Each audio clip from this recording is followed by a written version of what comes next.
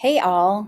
I am a little under the weather, as I told you yesterday, and in an effort to save my voice a little bit, I'm going to record the lecture sections of class today so that I can just play it. So in front of you, you should have your European colonization notes, and you should be on Spain because we're going to talk about Spain first and the history of colonization in the Americas. So you also should have this slideshow pulled up on your Chromebook. I'm going to send that link to you, and we're ready to go. All right, let's start with actually slide 2.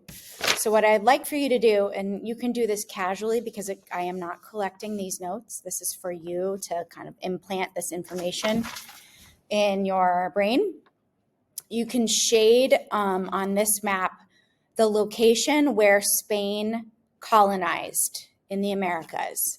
So let's look at the screen and talk about those locations. You'll notice that Spain is represented by the yellow on the key here. And Spain, initially, they land here in the modern day Caribbean, on an island that Columbus and his soldiers named Santo Domingo, which is modern day Dominican Republic and Haiti. And then from there, they really expand to colonizing the southwestern part of the modern day United States. So if we're looking at the map, I can see modern day Arizona, Texas, New Mexico, Southern California over here. That was originally a Spanish colony claimed by the Spanish kingdom crown. I see modern day Mexico. I see Central America. I see the top of South America as well. And then notably, I'm hoping you notice that the Spanish, they claimed territory later on in modern day Florida. And if you are not taking Spanish or you don't know the Spanish word for like flower, this is where we see the Spanish naming Florida a Latin name because it could grow such beautiful Florida could grow such beautiful flowers, and plant life could be sustained there. So that's why it's called Florida. Just a little known fact. So if you could be shading those areas on the map, that would be helpful. All right, let's go back to slide 1. So I'm going to move my camera over here for now. On this map, just take a second to look at the key, which is represented by red. And I might pause here to have you think about the routes that Spain took. Now, hoping you notice that Spain, there's a couple different routes. The first route that they take here in Columbus in 1492 with Columbus, again, is straight to that Caribbean island, what he calls Santo Domingo. But then later on, it is really a crucial part of our year this year in social studies that you know that Spain stops at the west coast of Africa. They circle around, around the perimeter of the west coast of Africa. And from there, they go to South America. Later on, they would go to other colonies as well. But that's going to be a big part of our conversation about Spanish colonization and Portuguese colonization of the Americas. So some of us have West African ancestors, maybe we are from West Africa, our families are from West Africa. So that is really important for us to keep in mind, that is a personal part of our history that we're learning this year, possibly. When did the Spanish kick this whole story off? I want you to think about the end of 7th grade, where the history that you were learning in 7th grade, and you left off with European colonization. And the Spanish start this era in history in 1492 with that journey with Columbus. And it's sort of coming to a conclusion in the 1700s, the 18th century. And then at that time, some other European kingdoms had a bigger role to play in the colonization of the Americas at that point. But this is the Spanish story. So here, that's when you could be writing that here in the when down here. Motivation. So this is this box in the middle. This is pretty important. I have a sort of simple way for you to remember the motivation for Spain, and I'll dive into them in a second. So the motivation for Spain to continue this, to continue these trips, this colonization effort, can be summed up in this way: the 3 G's: gold, glory, and God. And here's the balloons that come up when I put my fingers up. Let's break those down. I think they go from most simple to most complicated. Gold. This one's straightforward. Why would a European kingdom want gold? What could they do with more wealth? Or why would they want to enrich themselves, especially the king and queen, King Ferdinand and Queen Isabella, who are really like cousins with all the other kings and queens of Europe at the time, for the most part. Why would they want that? Why do people want wealth? What can they do with wealth? The second is a little more complicated. I got to turn that balloon thing off. They want gold so that they can glorify themselves in Europe. They want power. They want to wield power in Europe. And if they have a lot of wealth and if they have resources, they can leverage that for more power. Now, the last one. Think back to the religions that you learned about in 7th grade. You learned a lot about Roman Catholicism and how the Christian church is sort of born out of Orthodox, that's a fancy 7th grade word, Orthodox ideas about Christianity. And you learned maybe about Martin Luther and breaking away from the Catholic Church. But the Spanish crown at this time in history is very firmly tied to the Roman Catholic Church. And they use, like you learned about with the Crusades, they're using this excuse of spreading Christianity, spreading the message of the crucifixion, promising that you can achieve everlasting life if you become a Christian and if you accept Jesus Christ as your Savior.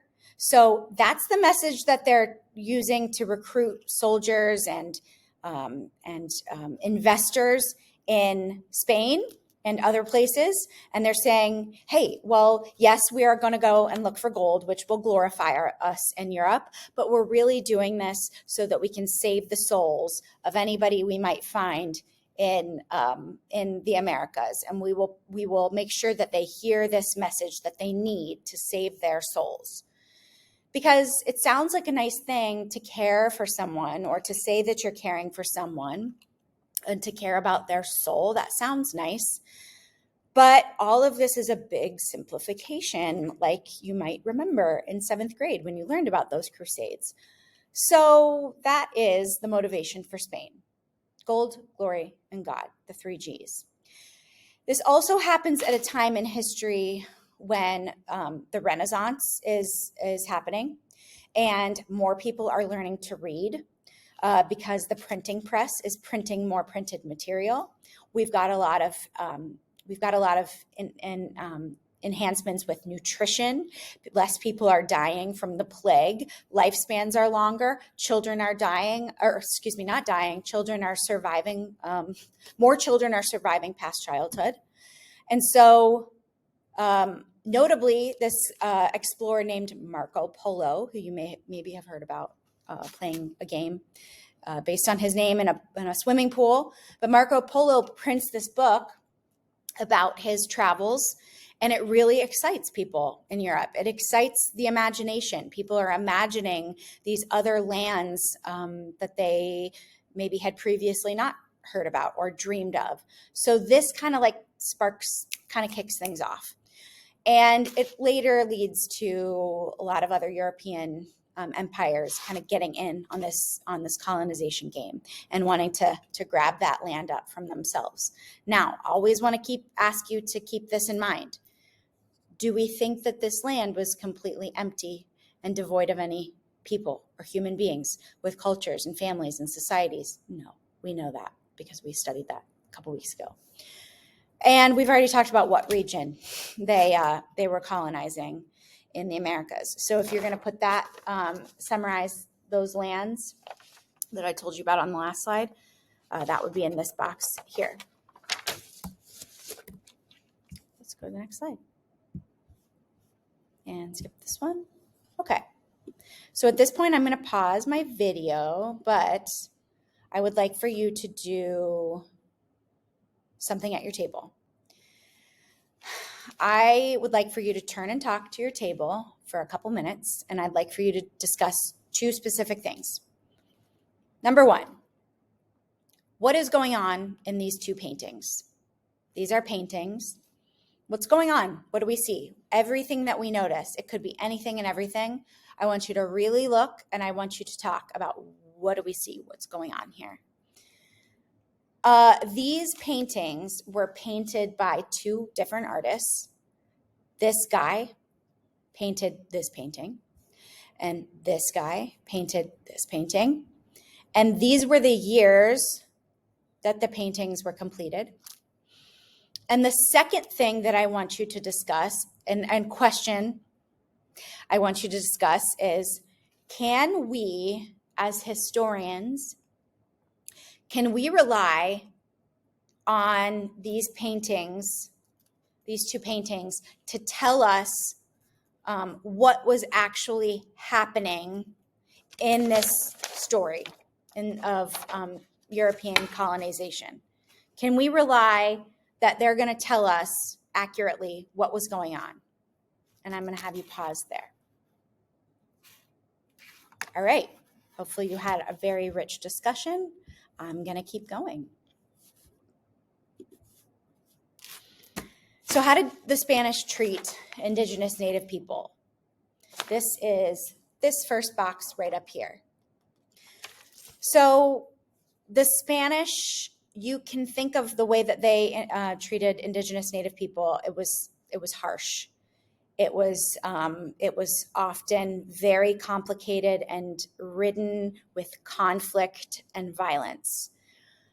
The Spanish really expected, when they brought that message of Catholicism, that Native peoples would convert to Catholicism.